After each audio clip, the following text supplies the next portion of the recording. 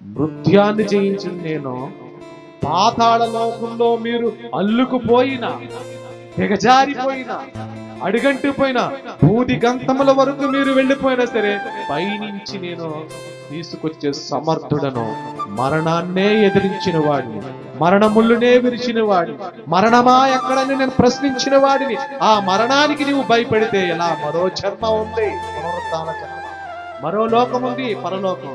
ఆ లోకం కోసం భక్తులందరూ నిరీక్షణ చూసుకొని పోరాడారు, ఎదురాడారు, సువార్త ప్రకటించారు, మాదిరి చూపారు, కుటుంబాల్ని కట్టారు, కుటుంబాల్ని బాగు చేశారు, రక్షణలోకి తీసుకొచ్చారు, ఎన్నో అద్భుతాలు చేశారు, ఖండాలకి సువార్త చేశారు. ఆ ఖండాలు దాటిన తర్వాత దేశాలు దాటి, గ్రామాలు దాటి, పల్లెలు దాటి మన కుటుంబాలకు వచ్చి మన కుటుంబంలో కనుమరుగైపోయిన ఆ సంతోషాన్ని మరలా మనకు అప్పచెప్పి ఆ చీకటి కోణాన్ని తీసి వెలుగుని నింపింది ఈ బైబుల్ భక్తులు.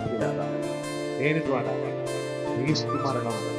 క్రీస్తు మరణం ద్వారా. ఆ మరణమే మనకు విజయం, ఆ మరణమే మనకు వెలుగు, ఆ మరణమే మనకు ధైర్యం, ఆ మరణమే మనకు ఓదార్పు, ఆ మరణమే మనకు శ్రమలలో కూడా ఆనందం.